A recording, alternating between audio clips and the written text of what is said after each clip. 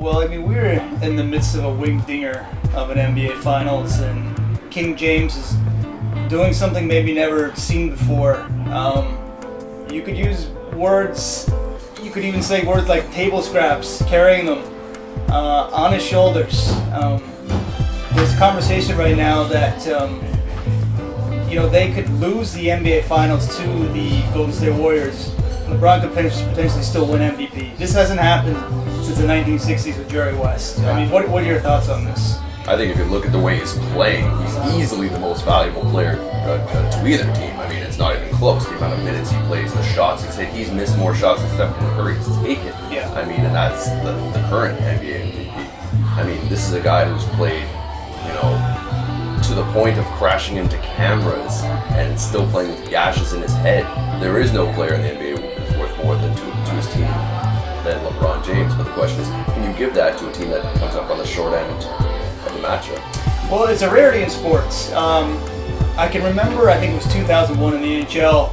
It was Anaheim versus New Jersey, and they gave it to Jean-Sébastien Giguère in the losing effort.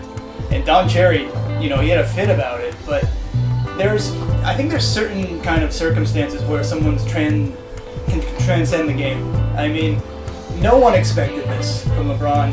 No one expected this series to be tied up going into Game 5, especially against a team like Golden State that's so deep. There's always these comparisons between he and Michael Jordan. For me, I don't like to compare players until they're done with their careers. I want to be able to step back and see the whole. Too much to be proven in between. And it's so hard because they play in different eras. But for me, it's not that I don't want to compare his talent to Michael Jordan, but look at the circumstances where Michael had Scottie, Horace Grant, Dennis Rodman, all these guys. He's doing this with Dellavedova. He's doing this with. Who's playing out of his mind, but let's not sometimes. pretend he's on the same level as a Pippen or a Horace Grant. Yeah, Tristan Thompson may grow into a great player. I mean, he's just playing with he's not playing with any all-star. He's like you said, he's down to all-stars, Kevin and Kyrie. It's just the fact that he almost won 3 games. I mean, game 1, he almost hit that shot. It could be argued that this series should be, almost 3-1 for Cleveland. Certain people would argue that. And it's very interesting, admittedly, he said he was gassed after a game 4. You rarely hear that from a pro athlete in the middle of a series saying they're gassed. I mean, what did you think of that? Well, I think if you looked at how he plays, how he almost collapses after every game, win or lose.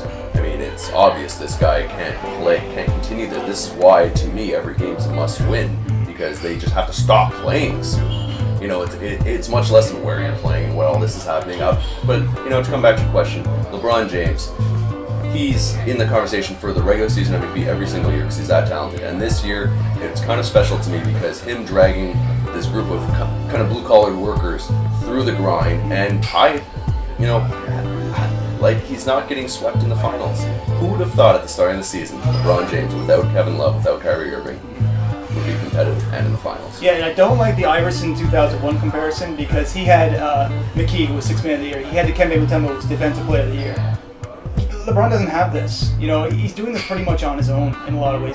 I think he's shooting like 38, 39%. I think it's been a coming out party for a bunch of people on his team, but people could say it's because of LeBron. Because every single play he's making them step up. Exactly. So, he's kind of in the Magic Johnson 1980 mode where he had to do everything. Well, they're forced to slow the game down and have him be the by far focal point. And what's interesting, he's doing this with the understanding that he's the focal point, right? Yeah. Because sometimes what defines greatness is not what you can do day to day, it's what people know you're going to do and can't stop you from doing. Yeah. He's doing this under the circumstances. And, some people say Iguodala is the MVP. I mean, what he did in Game 4 coming not off the bench, but starting in defense, he's been doing LeBron James. But he hasn't stood out the way, no one has stood the way that LBJ has.